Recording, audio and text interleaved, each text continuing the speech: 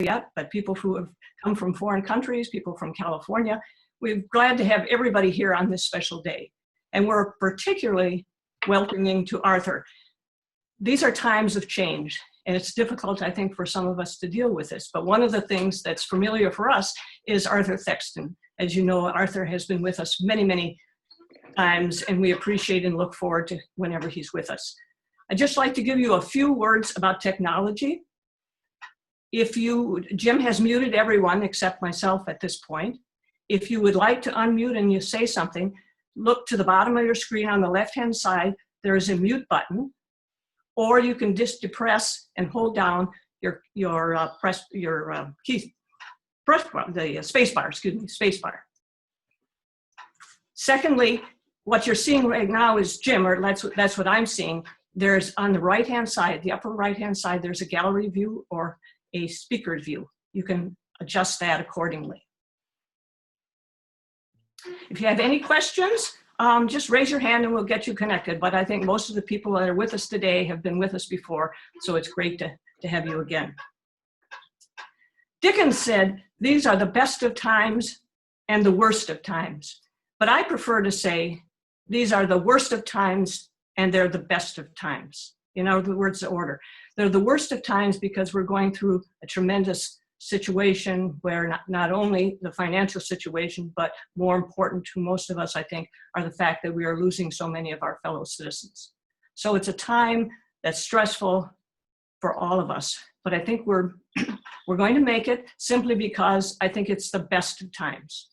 And the best of times I refer to is the fact that everybody has rallied around, whether it be the garbage collectors, the people on the front line at hospitals and nursing homes, people who are in prison. Everybody has stepped up. I know on Fridays, I deliver milk to people who are less fortunate than we are, and the people are so grateful. There are other people who are joining with food banks all over the country. There's just so many things that people are doing to make this the best of times rather than the worst of times. And hopefully soon this will be over and we'll come back stronger and better than ever. I should tell you that we need to get used to this though, because the UUA has decided that we may be doing this kind of communication with one another until next year, till next May. So we'll try to project as best we can and communicate with each one of you as frequently as we can. When I think about the best of times and how people have cooperated so lovingly, I think about our 7 principles and how we all care for each other and how we respect each other.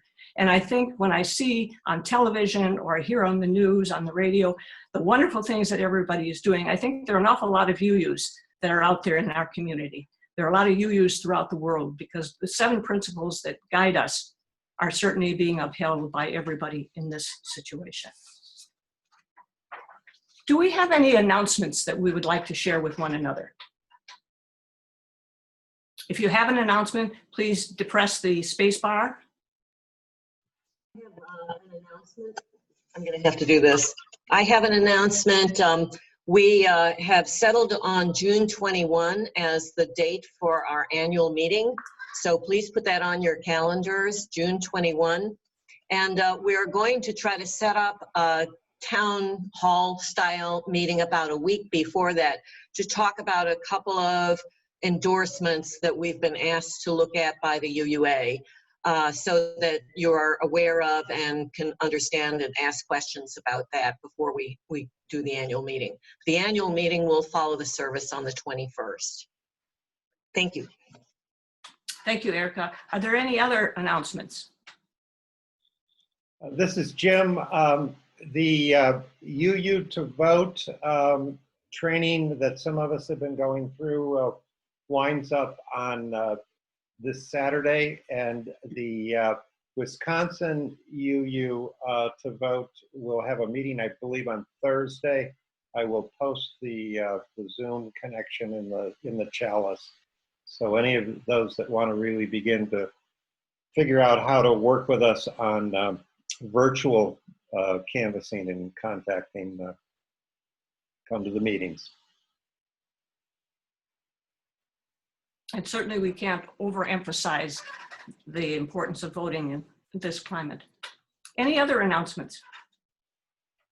I would just like to remind everybody that when we have the annual meeting, our treasurer, Kathy Bernhardt, will be presenting the budget, and the board will be meeting, I think, shortly to finalize the budget. So if you have not had a chance to turn in your pledges, please do so. We'd appreciate it so that can be taken care of at the annual meeting.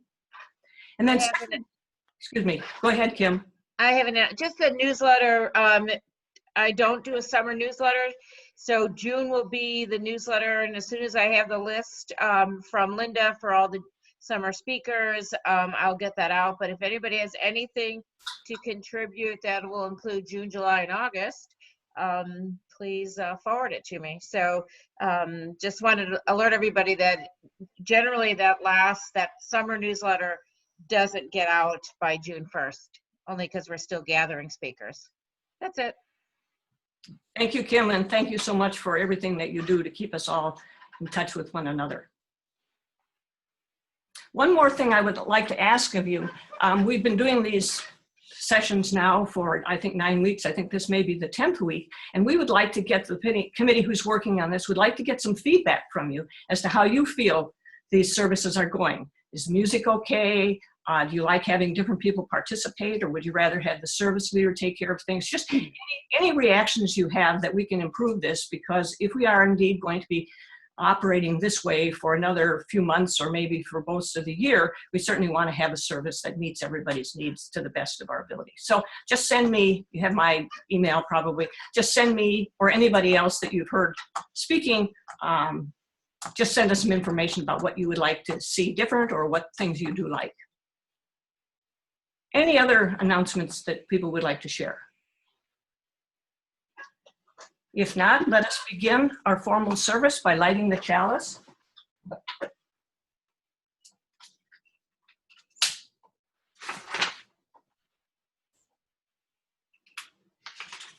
We light this chalice as a symbol of the new life enlightening our way, as a symbol of the warmth in every human heart.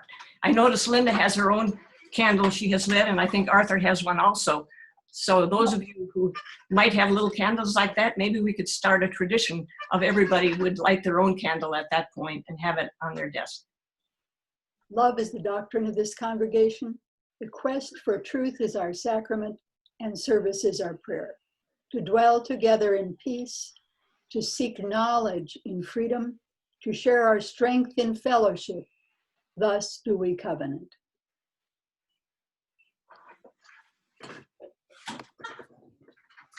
If you have a printout of the order of service, I ask you to join with me. You're all muted, but you'll just hear me in our. As we gather this morning, mindful of the mystery of the unknown, may we calm our uneasy and anxious spirits and be open to the mystery and blessings of what awaits us on the other side. Allow love and light to penetrate places of fear, desperation, hopelessness, and despair, and give us the certainty to walk with those who are standing at the threshold of indecision, uncertainty, and doubt. Provide for us the courage to speak truth to power and to love unapologetically. Let this love carry us from indecision and doubt to peace and resolve. And finally, may we be with each other now and always during the times of the unknown.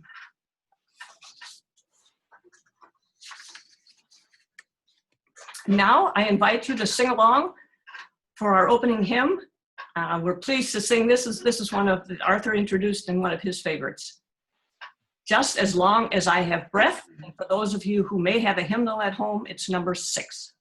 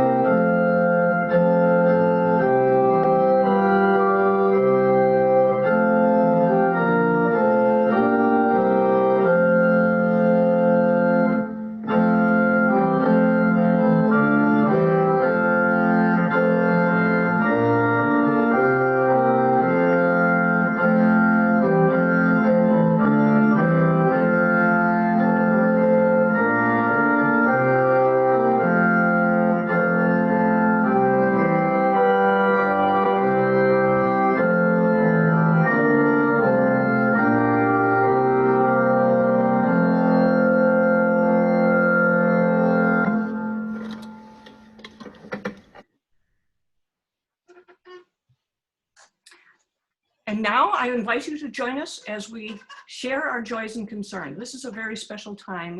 An inherent and pervasive part of the life experience of Americans who are not of European descent.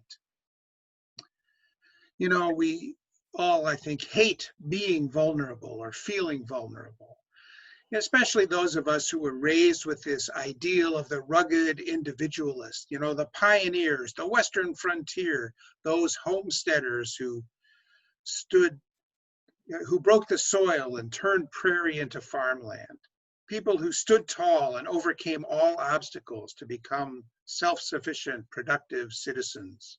We were raised to see these ancestors as examples of who we should grow up to be. This is America, where we disdain the support of others, especially government, even though it was government which made all the growth of our country possible by buying out the claims of the other European governments, by defeating the First Nations, the Indians, in war, and then providing territorial and local government to protect those homesteads legally while the pioneers labored to establish themselves. Indeed, without government, the pioneers would have been utterly helpless against the stronger and better armed neighbors or small bands of Indians who did not accept the treaties. So, you know, and this is just an aside, which I make because it is a pet peeve of mine. It is government which makes all of this so-called libertarian politics possible, which is really quite a paradox. But back to vulnerability. We don't like the feeling of being vulnerable because we think that we are not living up to the ideals that we were taught in school to be strong and independent and self-reliant. But is this really such a good thing? And do we really act that way in practice? I'm just going to give an example here, and it's health insurance. I think that the current argument over the role of government in healthcare is largely about this tension between the belief that we should each be independent and stand on our own 2 feet and make and be accountable for our own decisions, and the problem that the cost of healthcare is so high and so unpredictable and inflicted really entirely arbitrarily and unpredictably. Accidents happen to the rich and the poor. COVID-19 and cancer and Alzheimer's and strokes and heart attacks, they happen really with little predictability, even to the most health conscious who eat right and exercise. For example, did you know that most lung cancers actually happen to non-smokers? Well, the argument is that if you want to be protected, then you make the decision to buy health insurance. And if you don't make that choice and then you decide to be vulnerable, then okay, you're accountable for the consequences of your choice. But the practical result of that is that because nobody can, except the super rich, can afford to be ill, you ultimately, if you are unlucky, you're going to go bankrupt because of the medical expenses. And if the libertarian argument is going to be, well, you know, so be it. That's the way it happens. You know, you made a bad choice and this is the outcome. People who make better choices do better. The whole problem with that argument, and it is really a deeply held philosophy, is that the facts on the ground turn out to be bad for all of us. The hospitals and the medical providers who are left holding the bag when people go bankrupt or just don't pay their bills and are uncollectible, those institutions must, and they do, recoup their losses by increasing prices, which all the rest of us have to pay. So we end up paying for those other people anyway. And the system is tipped in this really crazy way. So the proposal to eliminate the system of putting people through bankruptcy by establishing a prepaid system where everyone has insurance and the bills get paid, and this includes by subsidizing insurance for the working poor, is just a very practical approach to a problem which undoubtedly exists in real life. I mean, it's just inarguable. Of course, this is a violation, if you will, of the American ideal of the rugged individual. So we have to decide as a society whether we want to solve a practical problem or adhere to what is really an ideology.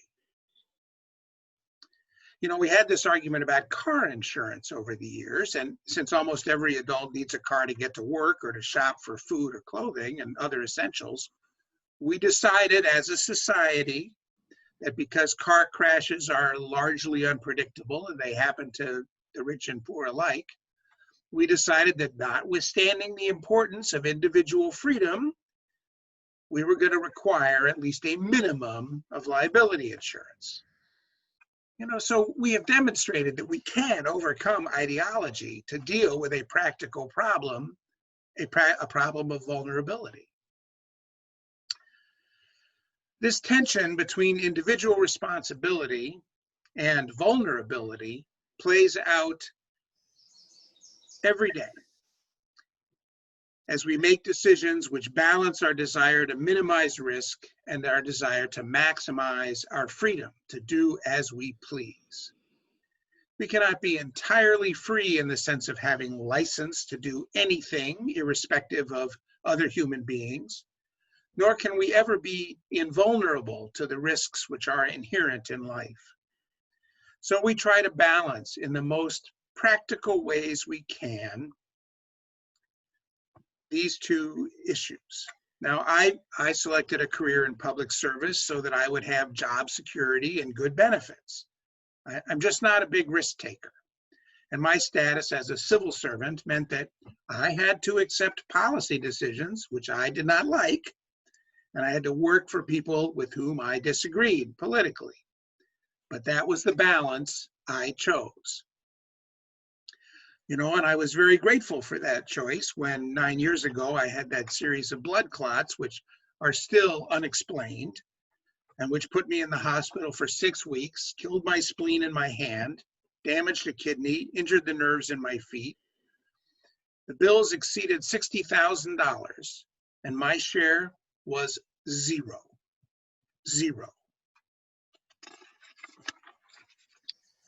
Now, it's entirely reasonable to make choices to reduce vulnerability. I think we've all made such choices from time to time, and maybe most of the time. I've benefited greatly from those risk reduction choices I made. But as I look back on other decisions I made, which increased or exposed my vulnerability, and I reflect on them, I realize that those were choices that allowed me to grow. In 1983, I was a child support prosecutor in Barron County, but I wanted to run for district attorney in Taylor County, where my then wife and I had put down some roots and where we owned a home. My position, however, in Barron County was covered by the Hatch Act because it was paid for partly with federal funds, and this meant that I could not run for a partisan position. So if I wanted to run, I had to quit that job and hope to survive financially during the campaign period. And then I had to hope that I would win so that I would have a job. You know, at that time, I was the sole support of a wife and 2 young children. So this was no small decision. But I took the risk and I did win, and I had a job with insurance. And I look back on that experience and feel that my leap of faith and the work I did by soliciting campaign contributions and from friends and family and going door to door campaigning and having to open a law office and get clients and work for them and collect fees. You know, you have to ask them for money and you have to insist that they pay, which is hard for me. This was a period of deep personal growth, as I had to meet a lot of new people and ask them for money and support and be far more personally responsible than I had ever been. You know, before then, I'd been a student or I'd had a government job, both being situations which are relatively low risk for me in the 1970s. All right, one other story here. When I was in seminary, which is before all that, I was confronted with the requirement that I take a chaplaincy program, which is called Clinical Pastoral Education, CPE. Now, in almost all cases, this involves working as a hospital chaplain under supervision and as part of a group of other students. This is an interfaith program, but of course, most people in the US say they are Christian, and most of your student colleagues are going to be Christians, as will be the patients that you see. And at the time, CPE was represented to us as a sort of a T group, a therapy group, which would confront you emotionally, break you down, and rebuild you. And I was 22 or 3 at the time, and I was just unwilling to be this vulnerable. So I finished my seminary time by getting a master's degree in religious studies, which does not lead to ordination, and I went off to law school.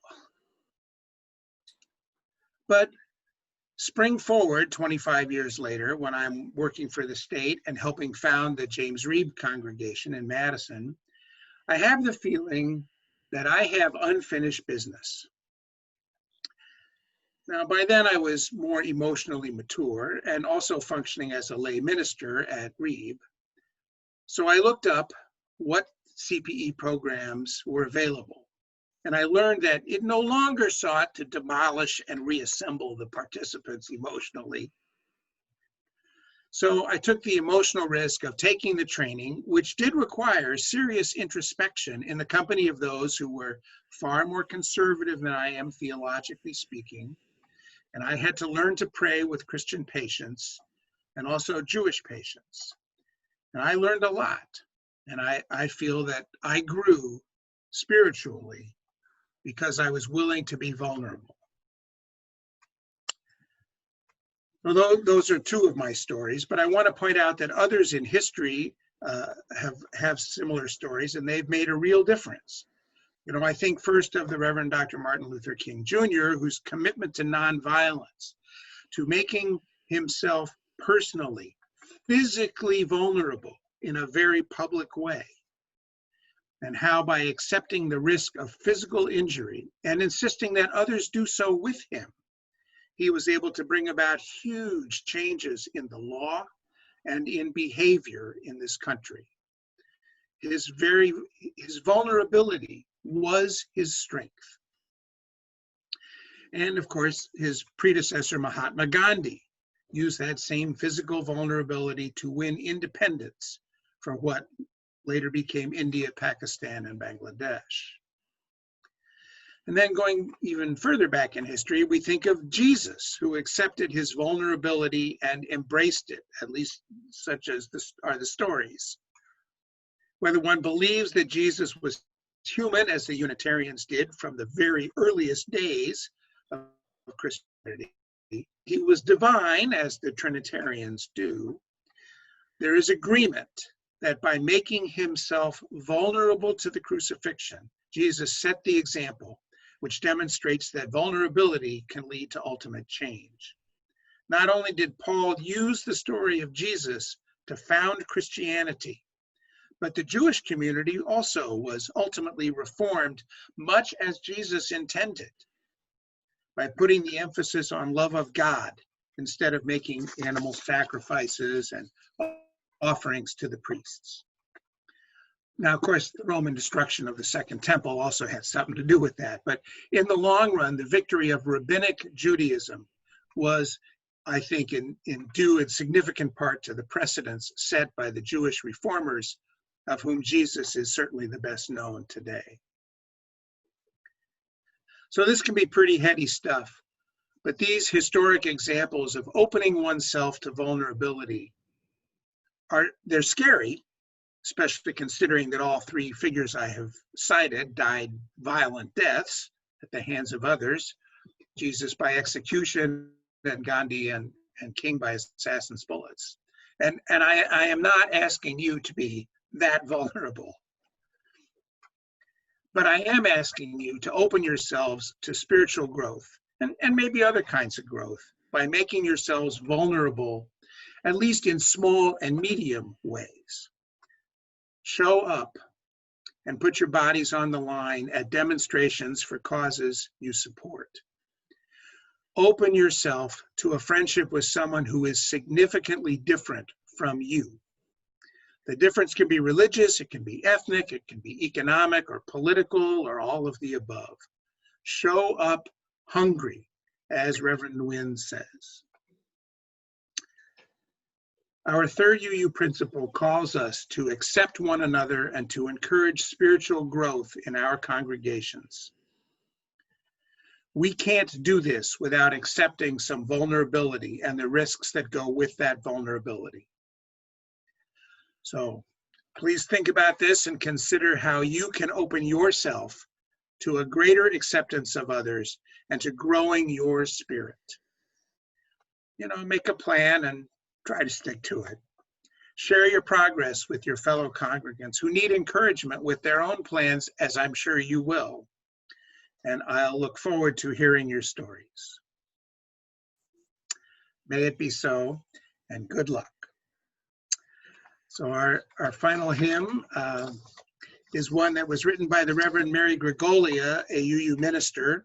It's not in the hymnal, but I heard it somewhere, maybe at GA, and so I bought, you can buy from Reverend Gregolia the copyright to use it in a congregation, so I bought it for you and have given it to you as a gift so you can sing it anytime without having to pay royalties.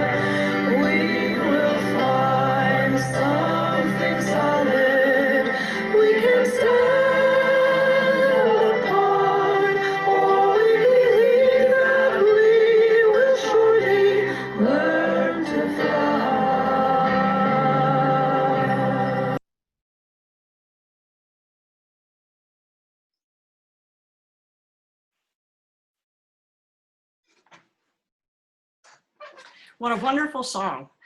Thank you so much, Arthur, for this wonderful stimulating discussion of how we all are vulnerable. We all have to deal with it. I think we have a little bit of time before we have our closing words.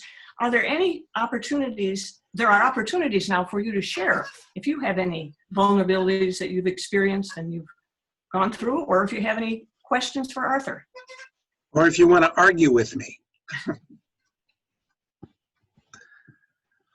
Actually, Arthur, I really liked the way you explained the insurance dilemma that we have in this country. I worked for the state back in 2010 when they busted the unions, and I like to tell my story, a little bit of it any chance I can, because I had full insurance, and after the insurance was changed, at that time my husband had undiagnosed illnesses, and the medical bills actually put us into bankruptcy, and we lost our home eventually. So even with the insurance that that some companies have, I mean, the state at that time had, even after the changes, had some really good insurance. But so it is a real problem. Are there others who would like to share or ask questions?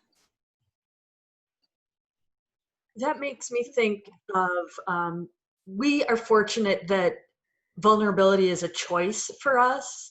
For so many people in our country and the world, vulnerability is just life. They don't have the choice of avoiding vulnerability. That's wonderful. Thank you. Others? I just wanted to say that I think Sometimes,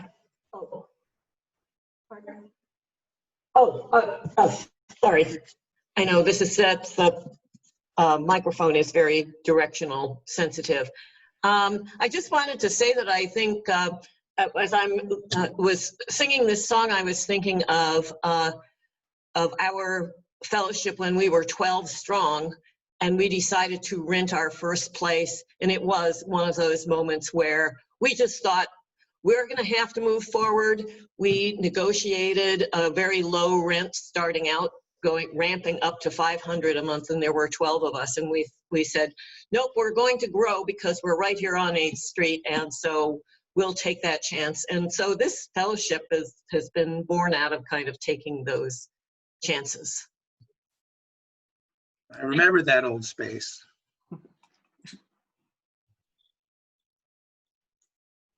Linda? sometimes we have our vulnerability forced on us. I'm a person who doesn't like to ask for help very much. I prefer to give help, you know. But I broke a couple bones in my pelvis, and all of a sudden I had to have lots of help. And thank goodness, Kathy, of course, did the yeoman's part of the work, but I got support from people in this congregation and other friends, and it made all the difference in the world. So sometimes when you're forced into vulnerability, you pick up an insight or two as well.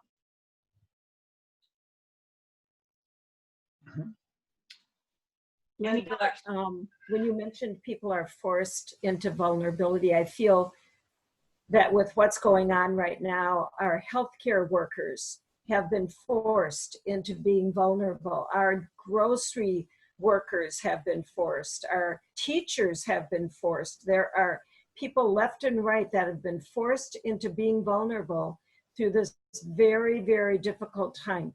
And I agree also that we're the lucky ones. We are not having to choose to be vulnerable very often. So I'm glad I'm not being forced into it, but to be appreciative of those who are. Any others? Hi, this is Cheryl. You know, listening to everybody, and probably a lot of people know, and there's one other person also from Canada. It was quite a shock when I came to practice in the US with people without health insurance and seeing that. And despite the high tax rate, I think people in Canada right now especially are very happy to have their healthcare insurance. And The other comment I would have is an observation, in the nursing home, we're still in lockdown, scheduling more aggressively than mental health and rehab. Mental health and rehab, the residents now can at least go outside and enjoy the sunshine. And they come to our clinic to be seen. Shady Lane's a little still pretty strict, but I'm seeing a phenomenon that my nurse practitioner also, it's almost like a PTSD with especially my dementia patients, becoming much more anxious, agitated, and unfortunately it's resulting in medications that typically I wouldn't want to use in this population because of their fall risk. And then I saw on Friday a collection of at least 20 people standing outside our clinic, and I think they're there to say hello to their relative. But there's obviously more than one family group. None of them were wearing masks. They're standing right on our front sidewalk, congregating, running around and playing. And I thought, this is just making us keep these people in lockdown longer because people aren't taking the appropriate precautions to keep them safe. And I remember hearing on a podcast, we should have the mentality that I don't want to be the person that puts you in a hospital or gives you COVID. And we should have that mentality, but altruism is certainly lacking. Thank you, Cheryl, and thank you for what you do as a frontline worker. Others? Thank you. Yeah. Arthur, this is Jim. I'm wondering about what you talked about in vulnerability. You were so articulate today around healthcare. Yet most of the leaders in this country can't articulate any of those issues in a way that helps to build a consensus. I think about, Cuomo in New York as an example of someone who's trying to get people organized around one part of the healthcare piece versus what's happened here in Wisconsin, where everything just fell apart with that Supreme Court decision. And while as the average man or woman, we are aware of the risk still, without the guidance of leaders, people ignore the risks. I don't know, that's my comment. Anyone else? Benita?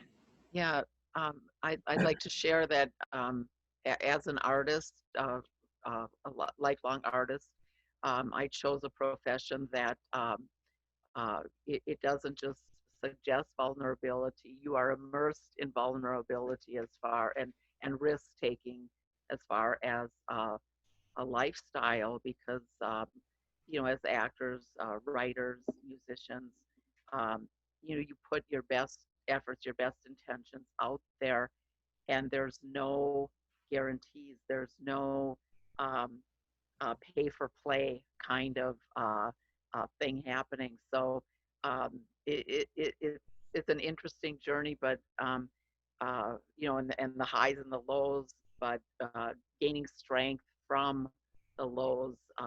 There's been some deep valleys, but there's a place of peace. Robert and I are exploring, especially the last year and a half, with staying even. And when Arthur talked about balance, whether you're in a very secure arena with family, friends, job, whatever, or in a highly vulnerable, risk-taking arena, it's really finding a balance and making it work and living with it and celebrating it and supporting and caring for the things that go awry on either side of the fence. So the balance really struck a note. Thank you, Arthur. Anyone else? Well, again, thank you very much, Arthur. I think you've stimulated a lot of discussion, and maybe each one of us can think a little bit about the vulnerabilities that we've had or that we have and how we've overcome them. But I think it's the most important thing that probably was said today by Jeanette, And that was that we have a choice about vulnerability in many ways. And there are so many of us in our country and throughout the world who have no choice. As I extinguish the chalice, please join with me. You'll be muted, but please join with me in reciting the closing words.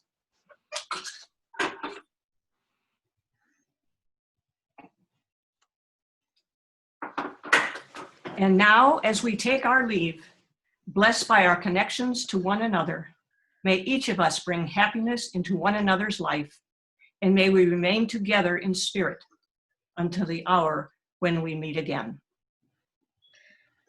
Now, if we could symbolically join hands with those who are physically with those who are there and symbolically with each other. May the love that makes life beautiful, the reverence that makes life holy, and the truth which sets us free lead us onward together into a deepening and growing fellowship of life. Blessed be and amen.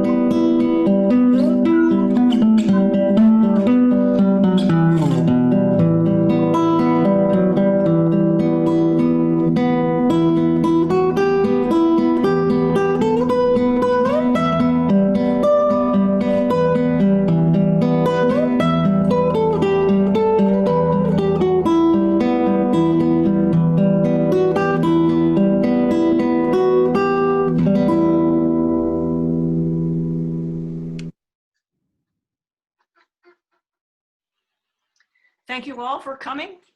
I hope you enjoyed the service, and I hope that every one of you have a wonderful Memorial Day and a wonderful week until we meet again next Sunday at 10 o'clock. And you're all invited to stay for a short little coffee hour discussion, about 15 minutes. You're randomly going to be put in breakout rooms. So let's do this.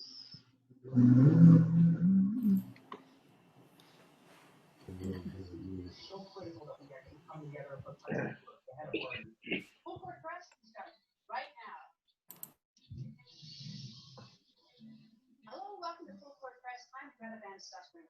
Coronavirus continuing to spread to every corner of the globe.